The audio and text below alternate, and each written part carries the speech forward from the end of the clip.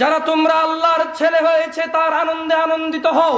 এছাদিগির মানুষ যারা তোমরা মনে করো আল্লাহ ব্যতীত অন্য কিছু যার কাছে মাথা নত করলে সন্তান দেয়, রিজিক দেয়, সুস্থ করে আর সব কিছু পাওয়া যায়, মুশকিল উদ্ধার হওয়া যায়, যারা তোমরা মনে করো, এটা তোমরা ভুল বুঝেছো তোমাদের রবকে।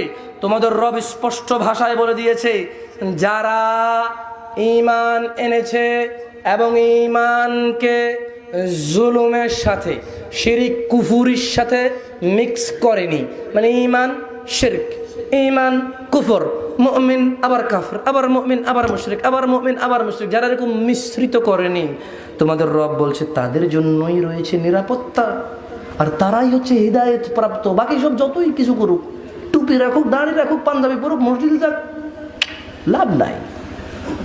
মাওয়াহিদ হতে হবে, একত্ববাদী হতে হবে। আর এমন কোন কর্মে লিপ্ত হওয়া যাবে না, এমন কোন আনন্দ উৎসবে লিপ্ত হওয়া যাবে না যা আল্লাহর সাথে অংশীদারিত্ব করে।